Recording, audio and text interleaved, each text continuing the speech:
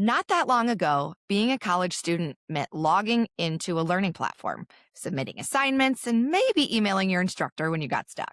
Possibly showing my age here, but it really wasn't that long ago that I was just opening a textbook and going to a computer lab to access my webmail.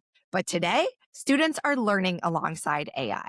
They're getting instant feedback, drafting ideas, and navigating a whole new kind of classroom. So, what does this shift look like and feel like as a student? Today, we are hearing directly from a student. Welcome to the Hawk's Edge, the official podcast of Hawk's Learning. Here, we explore insightful conversations on teaching, learning, technology, and transformation in higher education. I'm your host, Valerie Kramer-Ball, and in each episode, we bring you real voices, real challenges, and real innovation that's shaping the future of learning. In today's episode, we are talking to a student navigating the AI landscape. Welcome, Trenton Jeffers, who is a senior at Prairie View A&M University in Texas. Hello, thank you for having me. Like she said, my name is Trenton Jeffers, and I hope I can shed some light for anybody that's listening. Awesome. So, Trenton, I know you're busy with all your classes, you're rounding out your last final semester. So tell us a little bit about yourself. Well, I go to Prairie View A&M University. It's a HBCU in Texas. I'm very proud of that. I'm a math major, and like you said, it's my last semester. So I did my 8 semesters, and I'm ready to graduate. So awesome. So a little bit about your courses. You've done your eight semesters. Yeah, be very proud of yourself. And what did technology look like in your classes a little before AI really took over in the last little while? What did it look like when you were a freshman? And how did you typically get help if you got stuck? My first semester on campus, I had a full online class, so everything was taught through Hawks, actually, as my first math class on campus.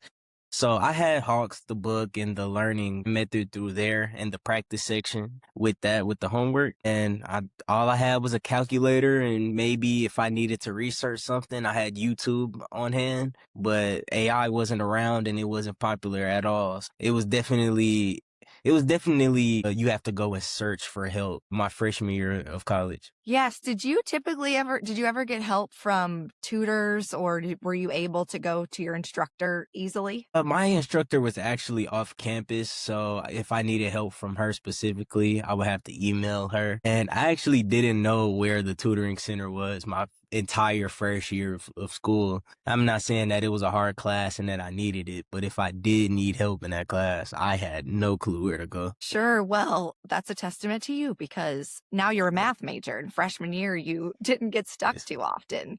Exactly. If you did need help at that time, did you feel like you received the feedback easily, or do you feel like AI has really changed that and helped you get feedback? AI has changed my whole way of learning. It has very much improved how fast I can get a response, because I would have to wait for a teacher to email me back. And we're all human, so could be doing something else. We all have our own workloads. So I assume the professors on campus have a bunch of workload from other students they have to attend to as well.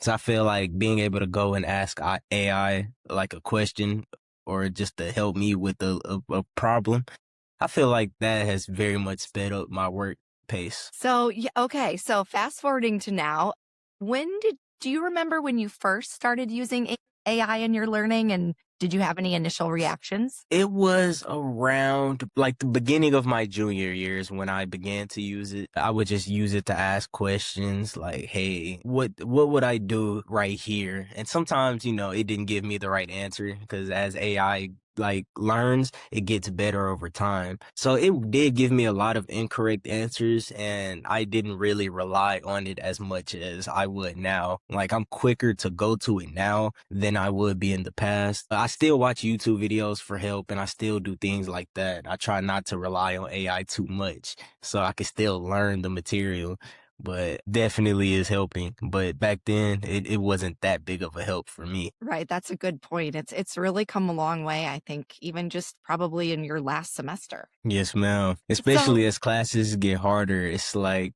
as a math major, we have to take almost every math on campus. So it gets more complex. And again, AI still hasn't caught up specifically to the classes I'm in now. It can only help me in certain areas, but I had went through some theory classes and that I feel like it kind of helped me there as much because it's not necessarily doing the math, but it's telling you why the math works. So I feel like it was a big help in helping me understand those classes. Well, that's great. How about making it more relevant to you?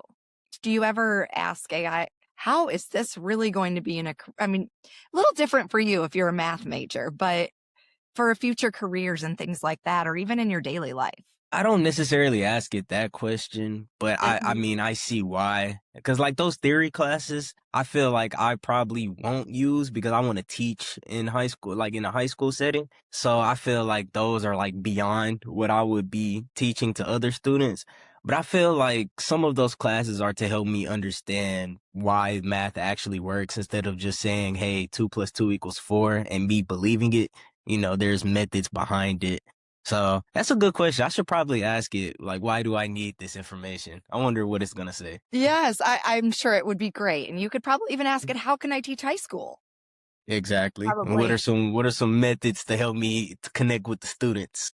Absolutely. Yes, exactly. Well, we're going to talk about that too, because there's a lot of instructors out there who are worried about AI. But first, let's talk about the way you're using it. And do you use it differently in different courses? You mentioned the theory course, but anything that's maybe non math that you use it differently for? Well, I'm gonna answer with the class first, and then I'll talk about it outside. When I use it in math, I use it in different ways. Like sometimes I will ask it to, I'm a visual learner. So if somebody works out a problem in front of me, that's when I'll be able to go back and replicate it and understand what I'm actually doing. Same way I use the Hawks Learning platform, like in the practice section. I will always go to the answer first and then see it worked out in front of me. And then I will go and practice on different problems dealing with the same situation. So sometimes I will ask it to solve a problem for me, go ahead and just do it outright. And then that's usually where sometimes if it's a mistake in there, I catch it myself while I work it through it. And I say, hey, this was wrong. It should have been this. And it says, you got me. But usually sometimes I will tell it, go ahead, do this answer for me, and then I'll work it out myself. And then sometimes I just say, I use it when I'm stuck. So I'll be working out a problem, like I got it so far, and then I'm like, wait, why does that number go there? Then that's when I'll say, okay, can you help me right here? I got stuck at this step, and then it'll help me there. I use it outside of school aspect as well. Like before we started the podcast, me and you were talking about computers. I Mhm. love computers, so I used it to literally help me build a gaming PC. So it's helpful outside of my life as well, for sure. But during school, I do enjoy using it for school. Great. So, okay, so that is a great point. So you're able to do things maybe you weren't able to do before. Yes, ma'am. Yes, ma'am. Like you can always Google the same questions you ask AI. It's just you're going and searching it for yourself. And I feel like it'll help me find things that I wouldn't have found on my own, like researching parts for a PC. I didn't understand what they meant. It was all just random components to me. Same with math. It's just random numbers to me. So maybe like it just puts it all, it'll research for you, like kind of taking the load off of you and the time that you would be searching on your own, and it just gives you a list of what you're asking for. So it's basically kind of doing the research for you. Yes, a little more specific for what you're looking for too than Google, like you Exactly. mentioned. Okay, Exactly. so now the opposite. Are there times when it doesn't help or it's been more confusing or frustrating? Yes, and it's sometimes I realize that's why I try not to use it too often because creating an over reliance on it when you could have done it yourself is a major component of it. Like I know I keep bringing up the PC, but this is a perfect example of what I mean. When I was building it, I got stuck on one of the parts, and I'm like, why is this not working? I kept asking it, oh, that didn't work. What else? That didn't work. What else? Whole time I could have just looked at it and been like, I could have just did that myself. So I'm trying to limit how much I actually use it and only use it when I need to. But I do like that it learns with you. So once you figure it out and you tell it, and it's like, oh, you're right. And then you just build off of each other. So I like how they implement like ChatGPT and like Google Gemini. They have a personal section where you could type out things and it'll remember it and it'll interact with you because it already knows the information in hindsight. And reference back to other things, which can help when you're Exactly. building something. Like it'll remember if I ask for a problem, it'll tell me, "Hey, I remember we talked about this like months ago and I didn't even remember it myself." And it says just like we talked about then, yada yada yada. So, Great. Well, I love that you're thinking about not relying on it and being cognizant of that. And that's probably something that we all need to learn in this age of AI. yes, And ma'am. do you think you're learning more, less, or differently? I Uh think probably what just you said, differently. probably differently. Yeah, differently for sure. It's in some areas I feel like I could learn better just with the teacher, with the pen and paper. And in some, I'm like, okay, I didn't understand how you said it, so I'm gonna go ahead and learn with AI outside of the classroom. And it's just a balance of which one to use and when is appropriate to things like that. It is definitely differently. I actually do feel like I am learning more outside of school than anything with the AI for sure. But in school, I feel like it's a balance. Great. Well, that's a great perspective because many instructors, they're really concerned with students actually learning the content, gaining those critical thinking skills that are necessary to succeed. And they're fearing that students are cheating and not getting it. Exactly. I have a class on campus. It's a computer science class, and the amount of times that, well, currently she's been telling us like, hey, you gotta learn it, you have to learn it because you're gonna need it in further classes anyway. And Right. so we're in a room full of computers, so she's fearing that, students are cheating with it as time goes. Because I've taken her before, and she wasn't like as worried back then before as she is now. And so on the last test that we just did on last Monday, she actually moved us out of the room with computers and into a room full of just desks where you can be seen so we can get away from the AI and see if we actually know it or not. So I Wow. feel Good like for teachers are her. definitely worried about that. Yes. And we've talked actually on the last episode of the podcast about how it really is a balance and that instructor really utilized technology in the classroom. But then there were some days that were screen free days.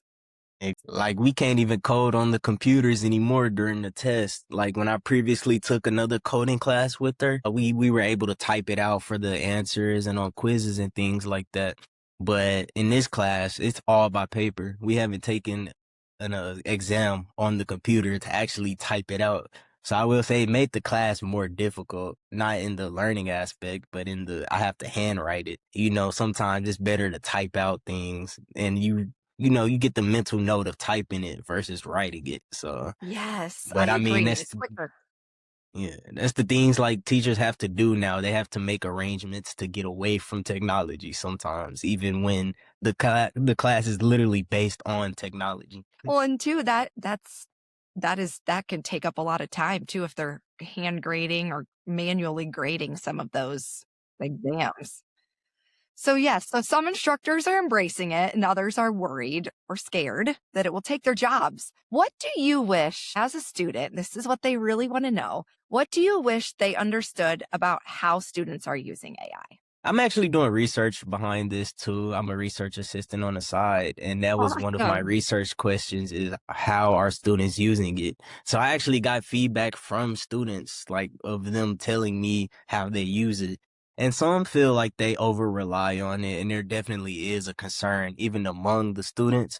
But many students use it just as an aid. They use it as if the tutor, it's as if it's a 24/7 tutor because some of the tutors that we have on campus, like in our library, we have some tutors there, but they're not necessarily math oriented. They can help with math, but they're not the best at it. And then we have some literally in the math building, like specifically there to help their math majors, but they're not there all the time. They can only be there so often, especially because The campus limits how often students can work. So it's nice to be able to go home. Like if students work on campus too, so it's not like they are always on campus 24/7. After class, they got to go straight to the work, straight to their jobs. And Sure. then they come home at like 9 p.m. and there's nobody else available on campus. Professors aren't answering emails at 9 p.m. So being able to use the AI as a guide in their work when it's available 20, that's the benefit that students are really actually using it for. That's what I use it for too. I usually do my work at night. It's better to work in the dark for me.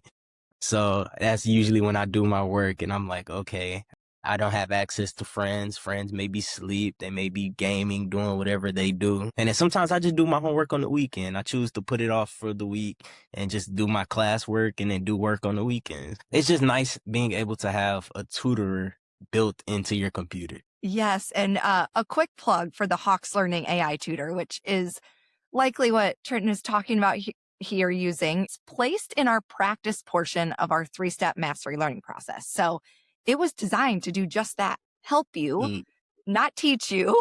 yeah, And exactly. yeah, so it has that tool. I think the key probably for an AI tool is to put it in a place where it's going to be easy and maybe not frustrating, but in a place where you will need it at that time. Yes, ma'am. And I wish I haven't taken a class with Hawks, unfortunately, because the higher up we go, we don't even use online books anymore. We use the old school type books. But I feel like if some of my classes were still in Hawks and being able to use that AI tutor, it would be so nice. The last time I used it was in Calculus 3. And that even sounds hard. And that's when they implemented the AI into the practice section. And in Calculus 3, when you're doing the work, it's long problems. So it's easy to get lost. And that's where I use the Hawks AI the most. I would ask it, where am I going wrong with this part? And it would guide me to the answer. It wouldn't tell me the answer, and it wants me to learn for myself, which is why I love that AI specifically, because it guides me to the answer and lets me find out on my own. But it's just giving me like a gentle push. Yes, absolutely. And so, where do you think AI in education is headed? Just using it. After talking with you, I'm pretty sure I know the answer in this, but does it excite you or concern you as A we little as bit we of go down this both. AI road? It's a little bit of both because I feel like it makes cheating easier and more accessible for students. So I feel like in the future, we might not have the best people in the best places because of it. But I feel like it can really push education as well. That's why the research I was doing is the double-edged sword of AI. And it's like you definitely can get benefits from it. The benefits are endless, but there are also drawbacks as well. I feel like it will end positively, and I feel like it will eventually be one of the main things in the future as it is now. Awesome. Okay, fun question, and I agree with you on that. If you could design the ideal learning experience, what would it include? Are there some things on your learning journey that you've really enjoyed or that stand out in technology, AI or otherwise? AI is definitely one of the ones that I would include in my learning journey or in my ideal situation. Hawks is also one of the ones that I have to put in there. If I were to choose it out of any book, it would be Hawks Learning. That's my favorite book I've ever experienced in college. I wish I had it in high school, and I wish I could use it in the future as well. I definitely have to put the practice section. That's one of my favorite parts because, like I said earlier, I'm a visual learner. So when I go to a problem, I see it worked out and then I practice it 2 or 3 more times, no matter what the question is. Things like that. And obviously technology. I'm a big technology person. So each student has to have a computer, of course. Just things like that will make the perfect scenario for me. That's wonderful. And thank you. Everyone, I did not ask him to talk about hawks. He did that on his own. So thank you, Trenton. And just general question, has there been anything that instructors have specifically done to make any of your courses more engaging or helped you remember some of the concepts or just made you even more interested in the content? That's a hard one. Feel like I've had one professor I can say specifically has done that. Shout out to Dr. Ivy. I hope he's listening. I actually took him twice back to back, and those were two theory classes. And of course, he's like a vibrant teacher. So being able to be in his class and like hearing the way he talks and the way he's passionate about what he does, that's what stands out to me and what will help you stick out. Being that passionate about it, about what you love to do and love to see. So things like that stick out to me. Other teachers have tried to integrate AI into their classroom. They'll say, hey, I want you to use it. I want to help you learn with it. So that's one of the things that also stuck out. But otherwise, that's basically what I see. Yes, I love that passion conversation because it's really catchy. And you want to be a math teacher, math instructor. Yes, So ma'am. those are some of the things that you can take after. Of course, of course. I want every student to learn math, and I want them to love to learn math because I've tutored on campus plenty of times, and you could tell students just want to get through the class. They just want to get out of it. But I want them to actually be happy while they learn it. Yes. And I think sometimes people just have a block in their mind that math is hard. Yeah, And exactly. we all can do math. They don't realize that they can. A lot of students just say, no, I want to stay away from it. I don't want anything to do with it. That's how I am with like science too. So I understand where they're coming from. If you ask me a question about chemistry, I'm walking the other way. But We I all want have our them to be, favorites. yeah, exactly, exactly. So I just want them to feel like math is one of their favorite subjects. Even if they just have to take only two classes, I want those to be the best two classes that they take. Oh, you're already making a difference. So thank you. Thank you. Well, today's conversation highlighted something important. AI isn't replacing learning, it's reshaping how students are learning, just like Trenton shared with us. And it's often making it immediate and more personalized and learning along with the student, but sometimes it's a little more complex. So, for instructors and institutions, maybe the opportunity isn't just the adoption of AI, but to choose the tools that still prioritize connection, clarity, and give students an understanding and allow for that tutoring outside of hours where they may not have gotten help before. So, Trenton, I know you are very busy as we approach the end of your senior year. So, thank you for sharing your perspective, for helping all of our listeners and instructors gain an important view of AI from who they are trying to reach the most, you, the student. So, before we close, I'd love to ask you one final question. Tell us something that you are most excited about for the future of higher education or education in general and your future after college. I'm most excited about AI being implemented into the classrooms. Like I said, I've been doing research, and part of that research was finding a way to actually implement it. And I hope whoever follows me as a research assistant furthers that work and takes what I've done and actually apply it into our classrooms. And I just feel like more people should, be enjoying college while they're here. And for me, exiting the door of college, I do plan on getting my master's at minimum, maybe hopefully a doctorate one day. So maybe you'll be calling me Dr. Jeffers one day. I love But it. after this, I just want to touch the lives of other students that's coming up behind me while I go and teach. And so I just hope I can show somebody else that being a math major isn't so bad. Well, we are truly grateful for you sharing your story, and I'm sure it will touch so many who get to hear it. So you're going to do great things. Everyone, if you've enjoyed this episode of The Hawk's Edge, be sure to subscribe and share it with a colleague who's probably navigating these same questions. Until next time, keep pushing the edge of what's possible in education. This episode was hosted, produced, and recorded by me, Valerie Ball. Editing and sound design by Liz Four. Music by Ryan Hannafin. Logo design by Caitlin Neville. Our guest today was Trenton Jeffers, a student at Prairie View A&M University in Texas. This podcast is presented by Hawks Learning. Be sure to follow us and subscribe wherever you get your podcasts.